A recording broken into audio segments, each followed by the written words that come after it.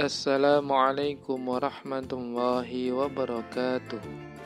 Bagaimana kabarnya anak-anak semuanya? Semoga semua dalam keadaan sehat dan selalu dalam lindungan Allah Subhanahu wa Ta'ala. Kembali lagi kita belajar dari rumah untuk mata pelajaran Pendidikan Agama Islam dan Budi Pekerti Sekolah Dasar kelas 3.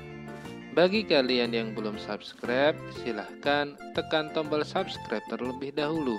Dan silahkan absen dengan cara tulis nama dan asal sekolah kalian di kolom komentar. Anak-anakku semuanya, mari kita berdoa terlebih dahulu agar dalam belajar diberi kemudahan dan mendapatkan ilmu yang bermanfaat. Bismillahirrahmanirrahim. Raditu billahi rabba wa bil islami dina wa bi muhammadin nabiyya wa rasula rabbi zidni ilma warzuqni fahma amin. Anak-anakku semuanya, pada pertemuan kali ini kita akan belajar tema 6 dengan materi kisah teladan Nabi Yusuf alaihissalam. Allah Subhanahu wa Ta'ala memberikan kedudukan yang mulia kepada Nabi Yusuf alaihissalam. Nabi Yusuf juga diberi ilmu berupa tafsir mimpi.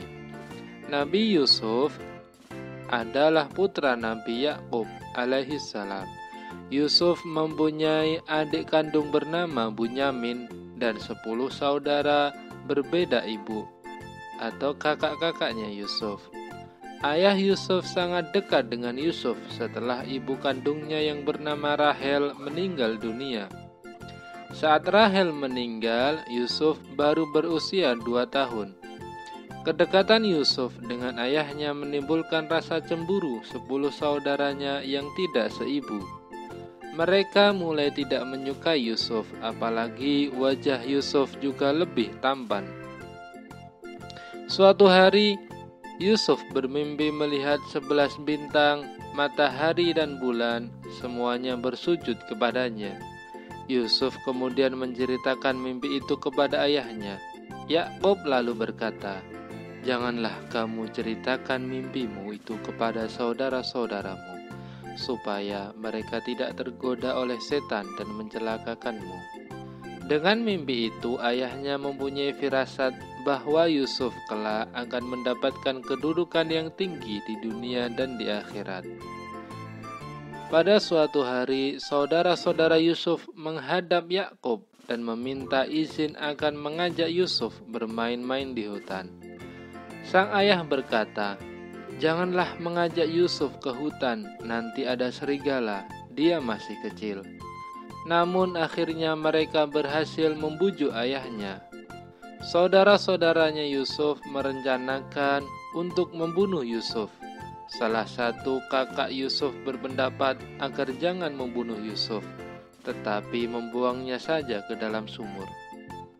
Yusuf dibawa ke hutan mendekati sumur tempat para pedagang sering mampir mengambil air. Mereka pun membuang Yusuf ke dalam sumur. Saudara-saudara Yusuf kemudian pulang dan berkata kepada ayah mereka, "Wahai ayah, kami tadi sedang bermain dan berlomba memanah, lalu kami tinggalkan Yusuf di dekat barang-barang kami. Tiba-tiba dia dimakan serigala. Apakah ayah tidak percaya kepada kami?" Mereka menunjukkan bekas baju Yusuf yang berlumuran darah palsu. Ayahnya berkata, "Sebenarnya hanya dirimu sendirilah yang memandang baik urusan buruk itu. Hanya bersabar adalah yang terbaik bagiku, dan kepada Allah saja aku memohon pertolongannya terhadap apa yang kamu ceritakan."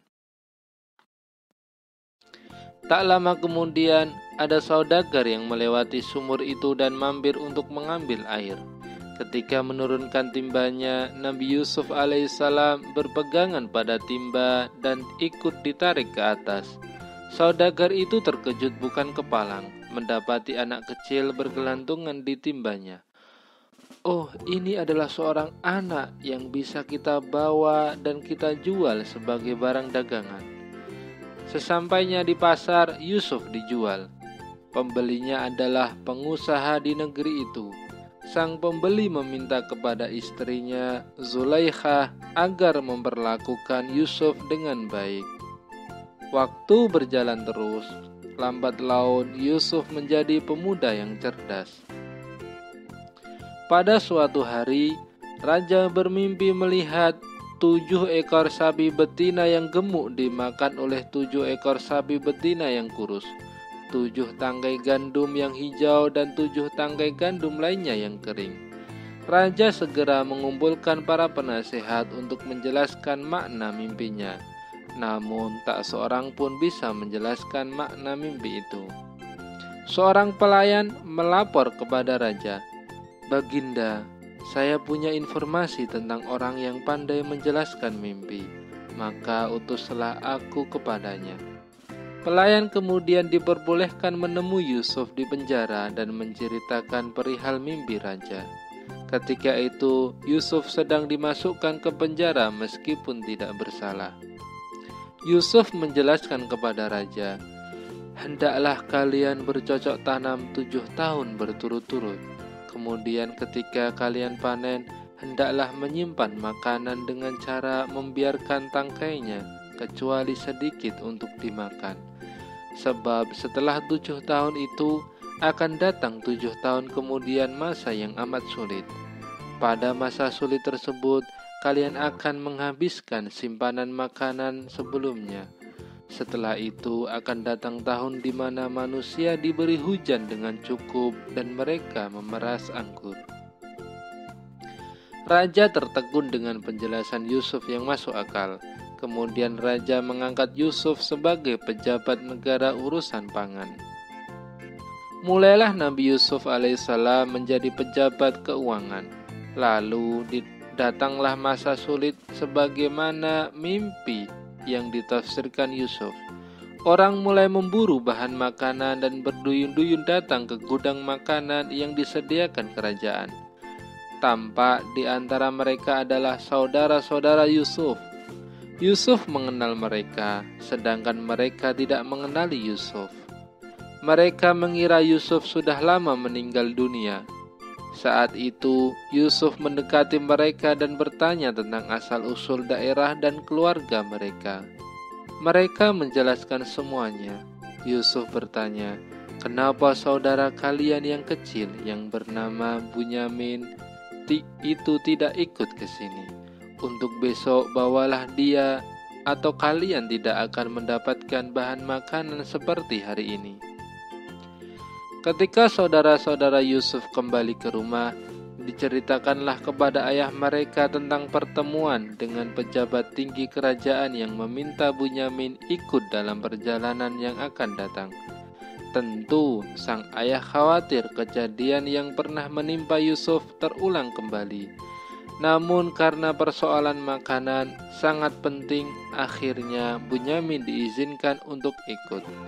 Ayah mereka, Nabi Yakub alaihissalam, kini sudah tua dan kehilangan penglihatan karena sering bersedih dan menangis mengingat nasib Yusuf. Para putra Yakub kini datang kembali ke kerajaan dengan membawa Bunyamin. Di tengah kesibukan menumpuk bahan makanan, Yusuf secara diam-diam menghampiri Bunyamin dan membisikinya, "Wahai Bunyamin, sesungguhnya aku adalah saudaramu, Yusuf.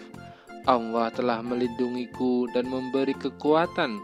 Nanti akan kususun rencana agar kamu tertinggal di kerajaan ini dan saudara-saudaramu biarkan pulang ke rumah."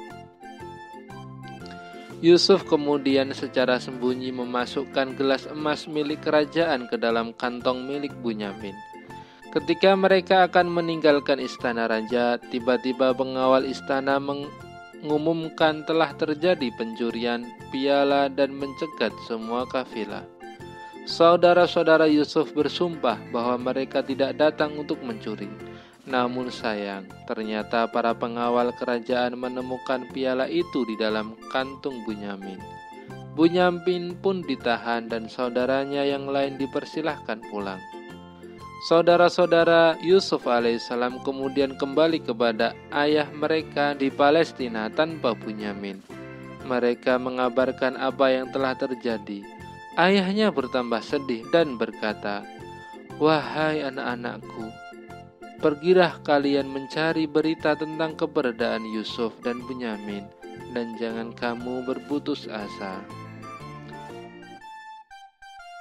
Sewaktu mengambil makanan berikutnya, Yusuf alaihissalam mempertemukan Bunyamin dengan saudara-saudaranya. Yusuf berkata, "Sadarlah kalian tentang perbuatan apa yang telah kalian lakukan kepada saudara kalian sendiri, Yusuf dan Bunyamin." Mereka sangat terkejut karena di hadapan mereka ternyata adalah Yusuf, yaitu adik mereka yang pernah mereka buang ke dalam sumur. "Apakah engkau Yusuf?" Nabi Yusuf menjawab, "Benar, aku Yusuf." Mereka mengakui kesalahan dan memohon maaf atas perbuatan mereka membuang Yusuf. Nabi Yusuf berkata, "Kalian tidak akan dihukum atau dipersalahkan. Aku mohon kepada Allah Subhanahu wa Ta'ala ampunan dan rahmat bagi kalian, dan Allah Maha Penyayang." Setelah menanyakan keadaan ayahnya, Yusuf alaihissalam kemudian mengirim jubahnya supaya diusapkan ke wajah ayahnya, sembari meminta agar ayahnya segera diajak menuju istana. Sebelum sampai ke rumah, ayah mereka berkata bahwa sesungguhnya aku telah mencium keberadaan Yusuf yang masih hidup. Maka benarlah ketika mereka tiba, jubah Yusuf diusapkan ke wajahnya dan muncullah kegembiraan di hati ayah. Penglihatan ayahnya pun dengan izin Allah telah pulih kembali. Saudara-saudara Yusuf dan ayahnya segera berangkat menuju Mesir. Nabi Yusuf alaihissalam menyambut kedatangan keluarganya. Nabi Yusuf langsung duduk di samping ayahnya. Setelah selesai pertemuan, seluruh keluarga Yusuf diminta tinggal di istana. Kemudian Nabi Yusuf menyatakan, "Inilah mimpiku sewaktu masih kecil dulu, melihat 11 bintang, matahari, dan bulan bersujud kepadaku. Allah Subhanahu wa Ta'ala mewujudkannya dengan banyak kebaikan kepadaku dan membebaskanku dari penjara, serta mempertemukan kita kembali. Anak-anakku yang soleh dan solehah, kita telah belajar kisah Nabi Yusuf alaihissalam. Saatnya kita mengerjakan tugas."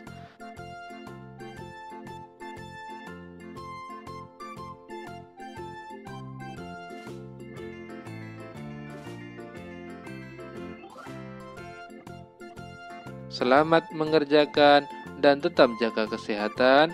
Mari kita akhiri dengan berdoa. Subhanakallahumma wa bihamdika, asyhadu an la ilaha illa anta, astaghfiruka wa atubu ilaik.